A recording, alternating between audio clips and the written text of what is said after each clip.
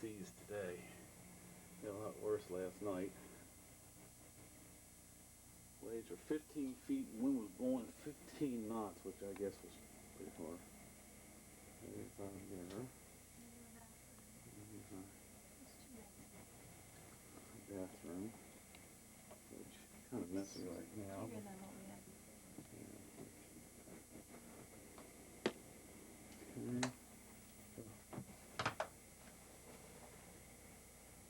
And a lot of closet space. It's mainly closet. We're getting ready to head to dinner, and we'll take some pictures in the dining room.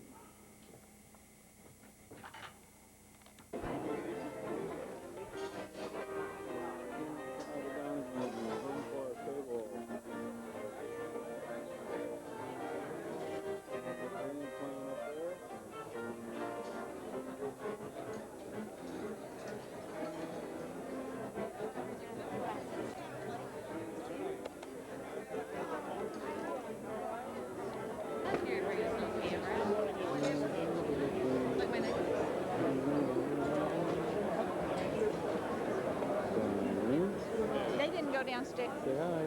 Hi. Too long. Too long. They didn't go downstairs to go to sleep, did they? 6 o'clock dinner. We'll record more later. People coming in. I want to take on track.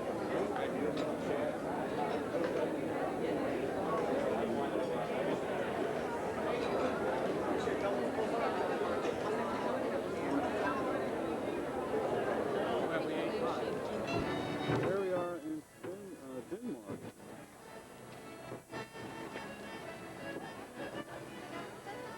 This is at the gangplank.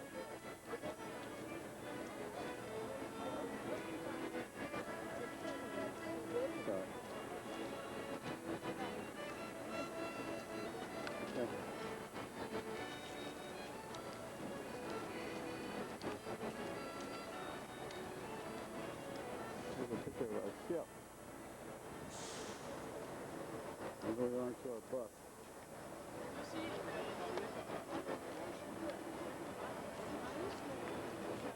Tiny for the ocean.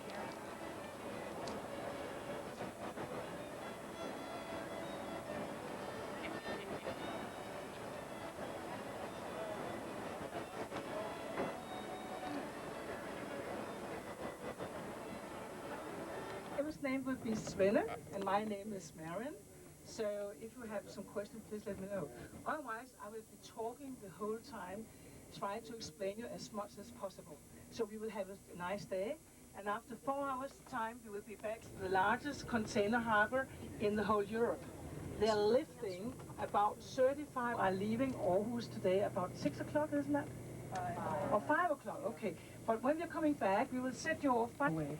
But you walk over here at the distance and go to the left, over there, at the houses over there, you can see it on the other side.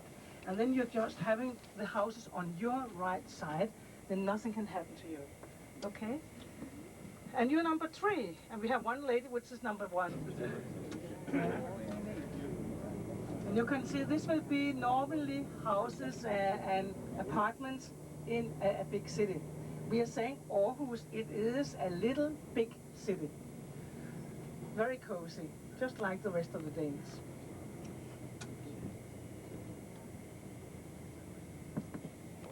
Strawberry, hindberry, blueberry, raspberry, which will be boiled a little bit. They will be served very chilled with cream on. That is very easy. Now I will say it. Rød grød med fløde. Huh? Does it make any sense for you? No. And if we say, my name is Marion and I'm a Dane, I will say that in Danish. Jeg hedder Marianne, og jeg er født i Danmark. You don't understand that either. I will go on in English. This morning. Or maybe that will be a typical marina down here. You see? How can it be we have so many sailing ships? Because we have a coastline about 4,700 kilometers. It is the same amount if you're going to Italy. And that's the reason why we are very fond of going by a sailing boat. The small houses, that's where you can go shopping, where you can be having something for your boat. It's very convenient. And how long time can you use your boat? If you are a real big, and then it's the best thing for you to take it up on land, and then you can paint it and so on. Because if something is happening, then actually you won't receive 1 penny 8 to 10 times a year, and that's it. But we believe, all of us, we believe, but we think we have to see the family, and that's why we are not going there very often.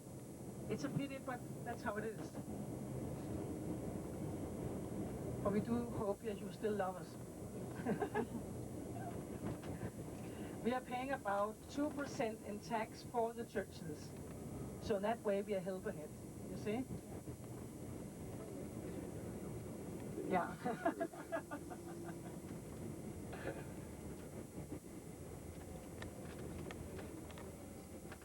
So, Mosque for the Muslim. Muslim. Okay. That we are going to family.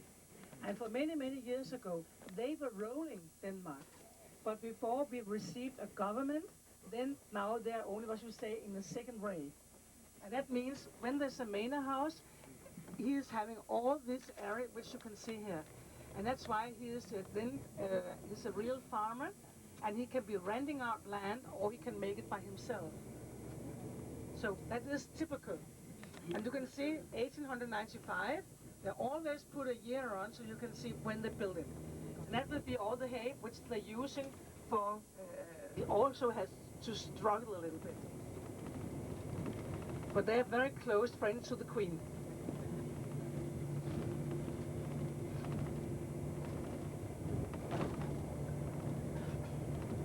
He is going out, the father, maybe the wife, going out in the evening only for fun. And then they're angling. And then what will they have? They will have trout, they will have some sort of a flat fish, and that's actually what they're angling. And then the wife is waiting there in the evening, you know. And if he's not having the thatch roof, the straw, that will be, you're putting it like this, starting from the bottom, then you're going up, and on the top you're cutting the straw, and then you're putting heather to stop that water and humidity is going through. That is typical. And if you take like this, you only covers about 2 square meters. That's why it's very, very expensive. You're cutting the straw in the winter time, in December, and then you're using them for the houses. But this is a typical, it's a good thing you're making photos because it's really nice. The school on the 5th of August. And then they're looking forward to the week for today. You're waiting a little bit. So, and that look to the left, that's a typical small summer house. And when we are coming to Abeltoft, I will go to the tourist office and I will be picking up some book for you so you will have one. And on the way back to the ship, I will be pointing out for you where we have been. The power station, which we were. So we just make a little stop here so you can see it. But how can it be they were building a castle there? Because then they could see what was going on. You can see we have about 7 bays here. And that means that is something which is left over from the ice time where all the ice was melting. And that's why when they were building the castle, they could be well looking and well protecting themselves. That's the reason why. So that is what's the, and we was keeping the Swedish king in prison for 1 year, back to 1685, and then many Norwegian people, they're saying, why didn't you keep him? But that is what is left over.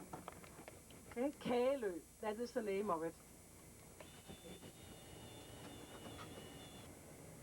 But it's very nice to go out there.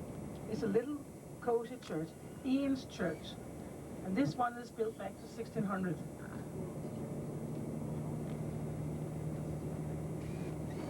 So the priest, he knows when you're there.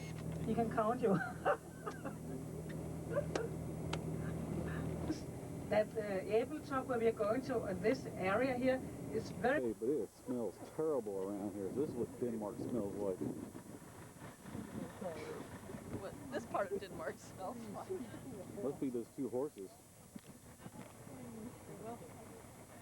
Smells like a toilet that hasn't been flushed in years.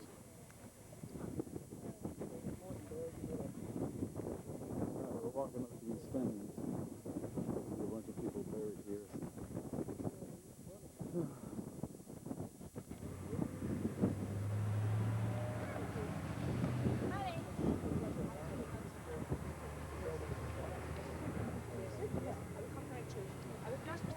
Before the second group is coming, 23 stones is there.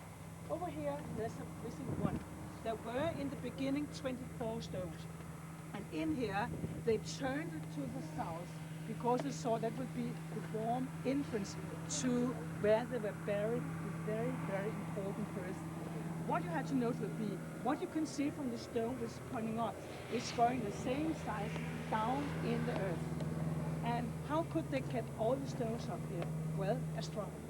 Down there where we had the open sea, in the winter time, they were using horses, and then they were actually lifting and they were laying the stones, which would be about 2 tons for each, on the horses, and then they were carrying them up here, and then they were putting them in. That one up there, the top one, you can see it is very flat underneath. It has been a double stone, which they were with fire and everything. They were cutting it through. So the second part they had found 2 kilometers away from here. And they put that one up on the top. You would think that's amazing, but just how can they do it? It can't be done. Because what they were doing was they were putting sticks underneath, and then they could lift it like this, and then it was on the top. But the entrance would be still there, and they went in there. What did they give them? Well, some beer, some honey, and some coins. We don't know what's going to happen to us. It's a good thing. That's to enjoy when we're here. But they actually has been used for many, many, many, many people. And this one has been put on with soil at the end. So if you look around, you will see over there where they have the trees, underneath there, there has been also a grave for the very important people. This one has been made free, and it's one of the largest skeletons. And when the sun is coming, there will be 7 marks here. And that is marks which, if you've been to India, they're using the same thing. So at 12 o'clock, if the sun is good, it is coming right there. So that has been a mark. On the top, there's several marks as well, which has been made so as a symbol for power or something like that. But have been used many, many, many times. So I think you should have a little look. So how can it be there's a missing thing? Well, the people they began to be a little bit lazy in 1850. And what were they doing? They were taking that stone away and they were using it for making the roads. And that's why we had a person who said, no way, in God's name, I forbid it. And after that time has been a national trust. And that's why it's not allowed. So that would be the missing stone. Otherwise, there wouldn't have been anything to do. So have a little round to see how it is, but the entrance was there, and have a look on your own. And if you might have a photo, I can make it for you.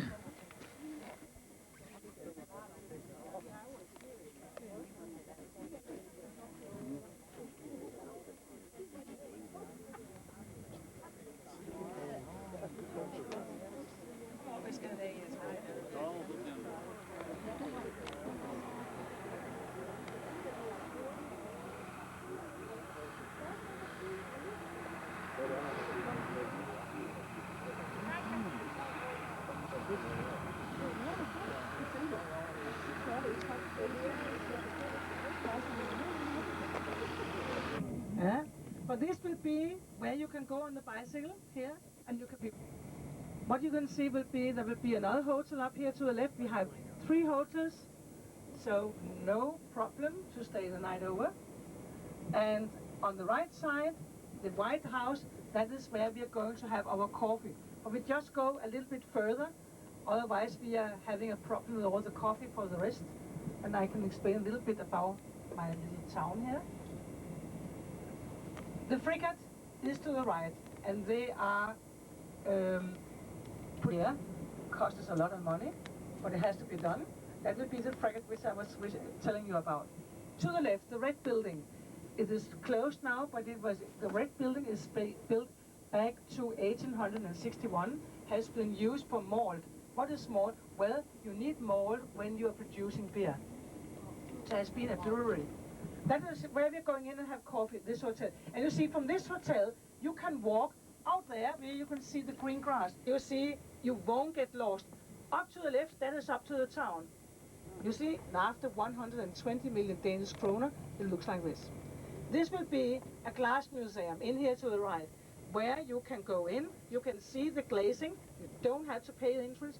If you would like to see the exhibition, you have to pay.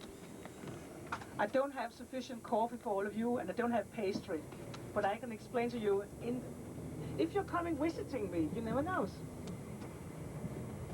And this one here is very flat, so that will be a possibility if you're coming with your own sailing boat. You can be sailing here to the left, and we're walking through town. We're walking. You can't go down below Penny's shoulders because you only show a picture of her foot.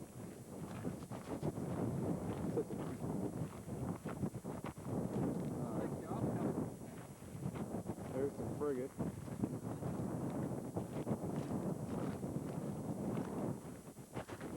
That dog is some kind of strange bird.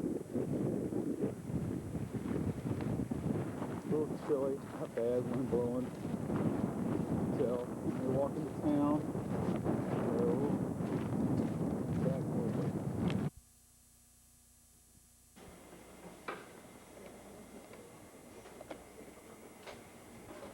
We'll go down to Market Street. Eberhof.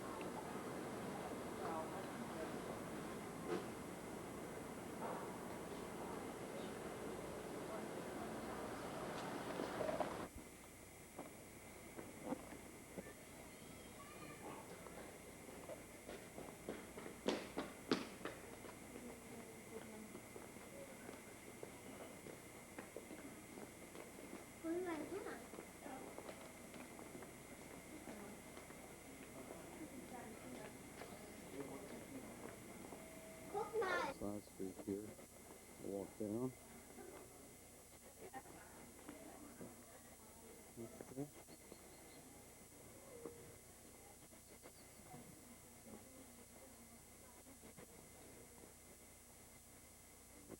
Cobblestone streets. Denmark.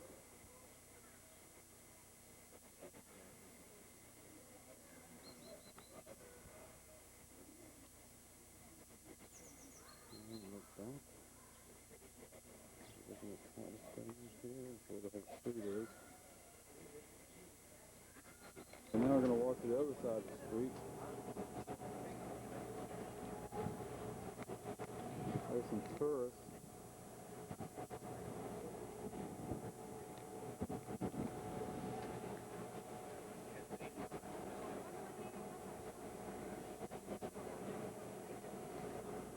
Hey, what?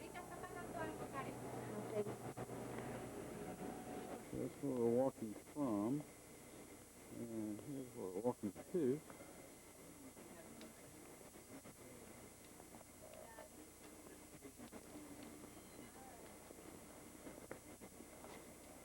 Supposed to be the world's smallest courthouse. Like that. City Hall. World's smallest city hall. There's a little clock up there.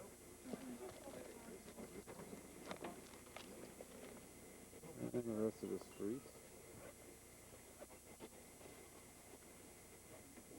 We'll take more pictures when we get back into the police department. That's the police car. So we're going to take Penny's picture here.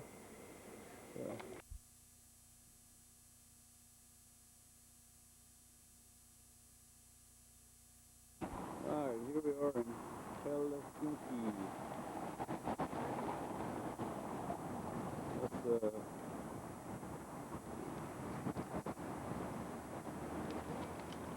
I don't remember correctly, that was Presidential Palace. Flag flying today because the German president was here.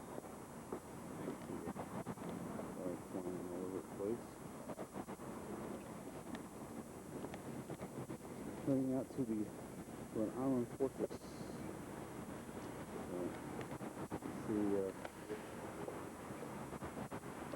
bird beads out there.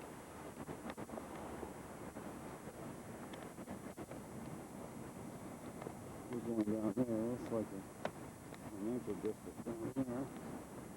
You see everybody walking. It's almost 9 o'clock in the morning here. We're pretty about 7 hours behind us at home. So we'll take some more pictures later. You see the guards standing there. Ready to salute when the president comes in. And we're going out this way in a little bit.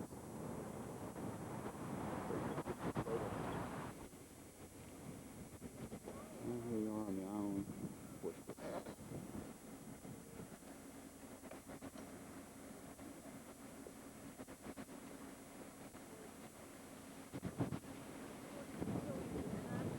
The way where we are going to walk and how the fortress looks like, what we have here. The name of the fortress today is Suomenlinna, that means the Finnish fortress. And that name because after Finland became independent. Finland became independent in December 1917. And since spring 1918, the fortress has been called Finnish fortress.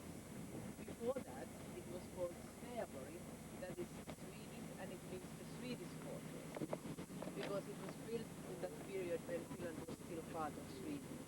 From the 12th century till 1809, Finland was part of Sweden.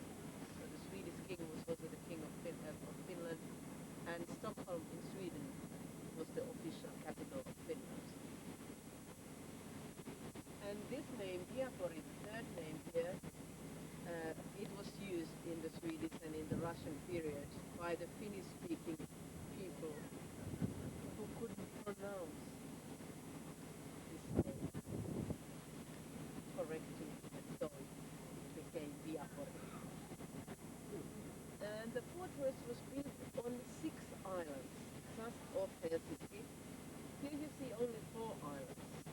That is because there is one here, it's not connected to the others, so it's not on the map either.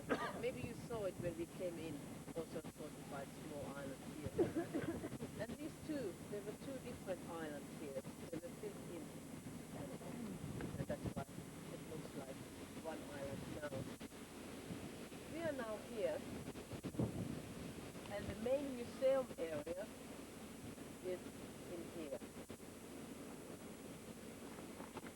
That's where we are going to have our walk. Let's see how far we go.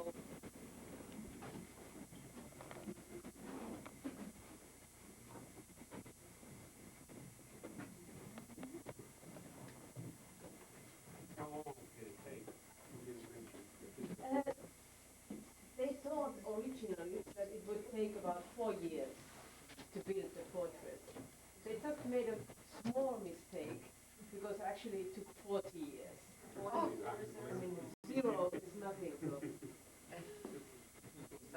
It was towards the end of the Swedish period that the fortress got completed, and so they keep saying that the Swedes were building for the Russians, because a couple of years after that the Russians took over the fortress, and Finland also. Just to give you a feeling how it was inside the fortifications, we came here, a fortress like this.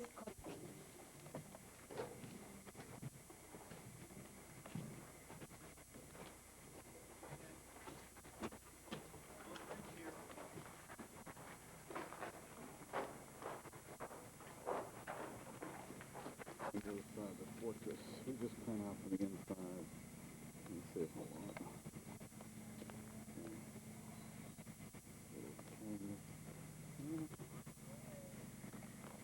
Fountain there. And we're heading down this way, down cobblestone. Everything we see is cobblestone. Where's my butt out? shouldn't have said that. It's about 250 years old, which they started building at the same time they started building the fortress.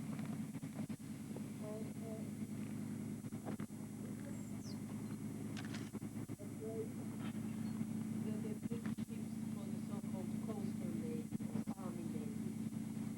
That was a special navy unit that was based here in the fortress.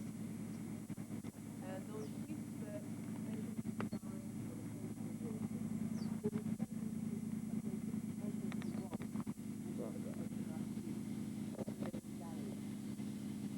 and there are many narrows here. The navigation, of course, is also easier than the rowing of the ships. And not only ships they built, but also small gun boats that were also used here. One very successful 1790 submarine from Russian and that was a sea battle where the only time the fortress and the navy were working together as they were supposed to. And they won the Russians in that battle.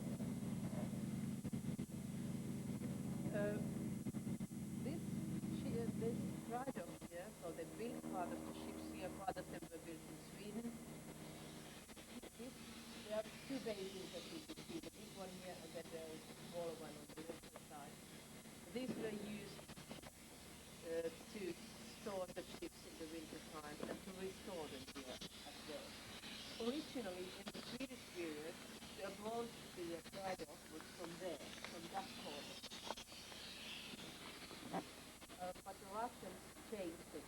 They enlarged the bases and they changed the approach to that end just before World War I.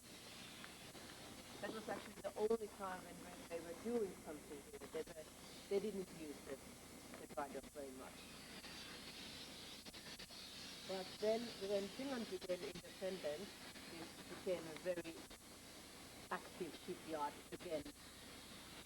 This was the base for the Finnish submarines, all 5 of them in the 1930s.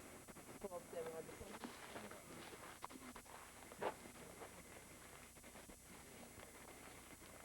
the Ehrensvärd. He is actually buried down there. When he came to Helsinki 1748, he stayed here with some short interruptions till he died 1772. Even though he didn't die here in the fortress, he had a manor house in the western part of Finland, and that's where he died. But he was buried here, and his body was brought here. And it says here in the monument, here rests Count Augustin Ehrensvärd, Field Marshal Knights, and commander of His Majesty's Order, surrounded by his works, Sveaborg's fortress, and the army navy. And the Swedish king, Gustav III, he respected Ehrensvärd very much. He thought very highly of him. And so the king himself made the designs for the monument here. And Augustin Ehrensvärd's son, Carl August Ehrensvärd, then finalized the sketches, the design. And as you can see, it looks like a ship. It is because the fortress was built as a base for the navy, also like for the army. There are soldiers coming from the Navy Academy fasteners.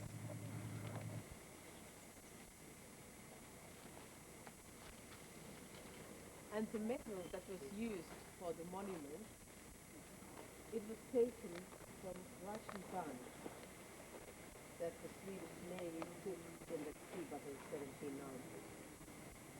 Recycling, already well shown. And this man, Augustin Ehrensvärd, he was a very special person. He was a very talented